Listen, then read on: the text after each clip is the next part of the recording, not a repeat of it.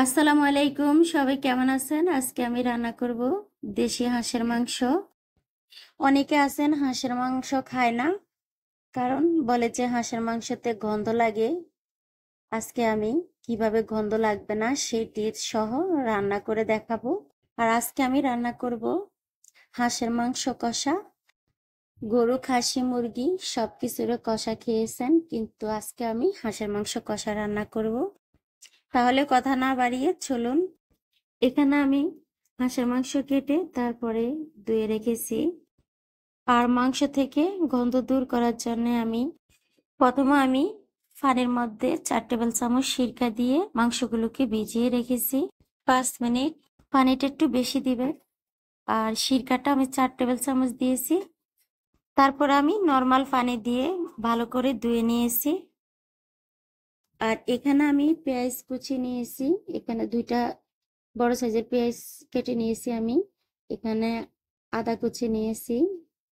আর এখানে নিলাম একটা টমেটো কুচি, এখানে রসুন কুচি, আমি এখানে একটা রসুন নিয়েছি। এখানে জিরা গোলমরিচ নিলাম। এগুলো আমি বেটে নিব শিলপাটার মধ্যে। আর এখানে নিয়ে নিলাম আমি এলাচ, লবঙ্গ, দারুচিনি আর তেজপাতা। এগুলো আমি বাটবো না, ওটা ইউজ করব। আর যে পাত্রে আমি রান্না করব সেটার মধ্যে মাংসগুলোকে নিলাম। এই যে এখন দিয়ে দিব আমি যে বেটে রেখেছি যে মশলাগুলো, সবগুলো দিয়ে দিব।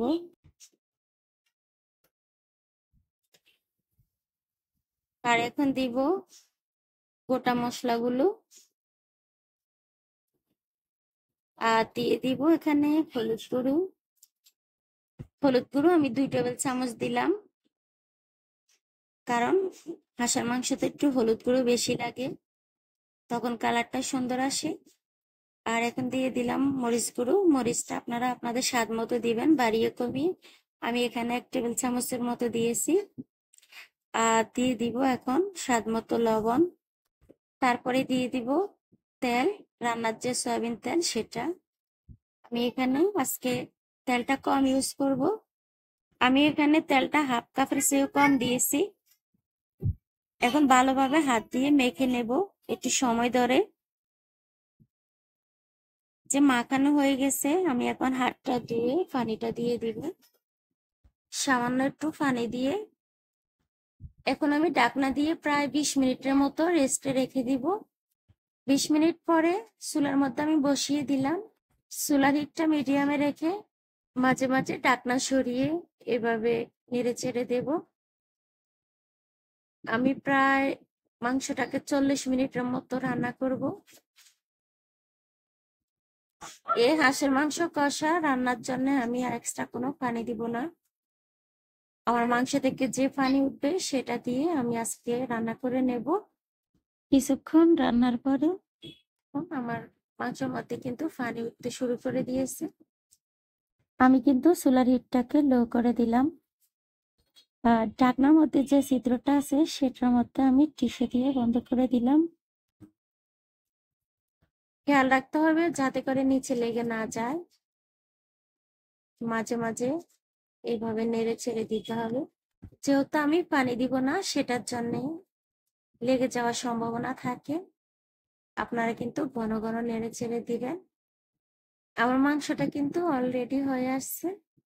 এখন চাইলে আপনারা এখানে পেঁয়াজ বেরেস্তা দিতে পারেন, আমি দেইনি। আর এখানে আমি এখন দিয়ে দিব ধনিয়ার গুঁড়ো 1 টেবিল চামচ। আর দিয়ে দিব ভাজা জিরার গুঁড়ো 1 টেবিল চামচ। তারপরে নেড়ে চেড়ে আমি 2 মিনিটের মতো রান্না করে নেব।